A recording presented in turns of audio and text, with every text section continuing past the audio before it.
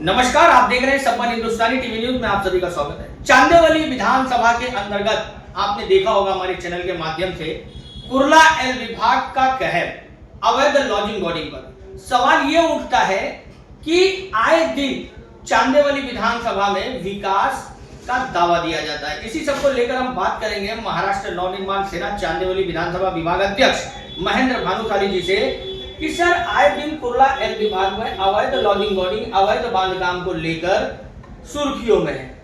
आपने देखा होगा कि बीते कुछ दिन पहले कुर्ला एल विभाग के अधिकारी अवैध लॉजिंग बोर्डिंग पर कार्रवाई कर रहे थे। अब ये कार्रवाई रुक गई है।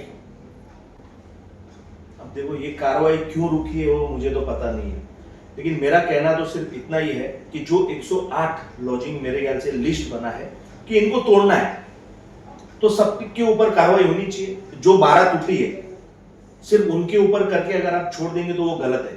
तो मैंने एक अधिकारी से पूछा कि आपने ये क्यों छोड़ दिया, तो मैं नाम नहीं बता सकता हूँ अधिकारी का। अधिकारी ने कहा कि हमारे ऊपर बहुत दबाव है, ये इलेक्शन के वक्त कुछ ऐसी चीज हुई है जिसकी वजह से हमारे ऊपर दबाव है।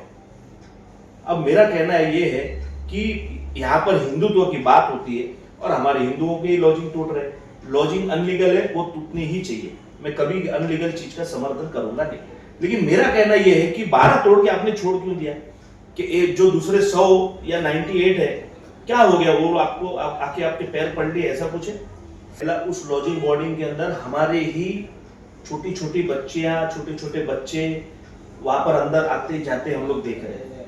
पहला तो उनकी सुरक्षा का क्या, बहुत गलत काम हो रहे हैं यहाँ पर, ये जो लॉजिंग है उनके अंदर, लेकिन उनके ऊपर कार्रवाई क्यों रुक गई है? मैं हेरलेकर साहब से ये एक प्रश्न पूछता हूं आपके माध्यम से कि साहब आपने सिर्फ 8 से 10 या 12 इतनी लॉजिंग के ऊपर कार्रवाई करके क्यों छोड़ दिया, बाकी के ऊपर क्यों नहीं हो रही है?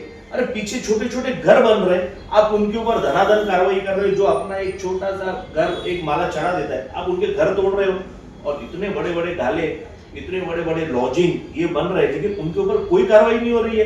कहीं ना कहीं मुझे ऐसा लग रहा है कि महानगर पालिका के अधिकारियों को जो 98 लॉजिंग से 100 लॉजिंग जो बची है, उन्होंने एक लिफाफे के अंदर जो डॉक्यूमेंट उनको चाहिए अधिकारियों, आप बोलते रहते हैं, वो डॉक्यूमेंट मुझे लग रहा है अधिकारियों को मिल गए। इसके वजह से कार्रवाई रुक गई है।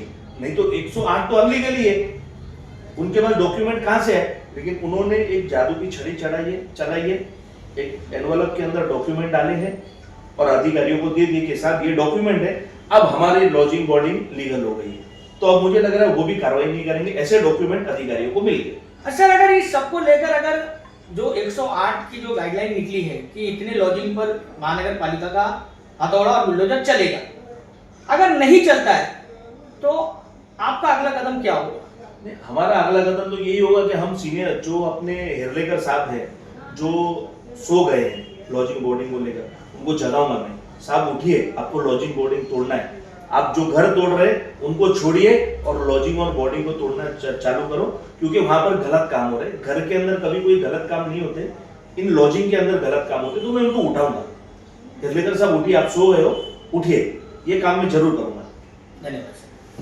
तो ये थे महाराष्ट्र नवनिर्माण सेना के चांदेवली विधानसभा के विभाग अध्यक्ष महेंद्र भानुशाली जी ने कह दिया है कि साफ तौर पे महानगर पालिका सोई है, इन्हें जगाने का पूरा प्रयत्न करेंगे। किस तरीके से जगाने का काम करेंगे, हमारे चैनल के साथ बने रहिए, आगे और भी अपडेट आपको मिलते रहेगा। जय हिंद, जय महाराष्ट्र।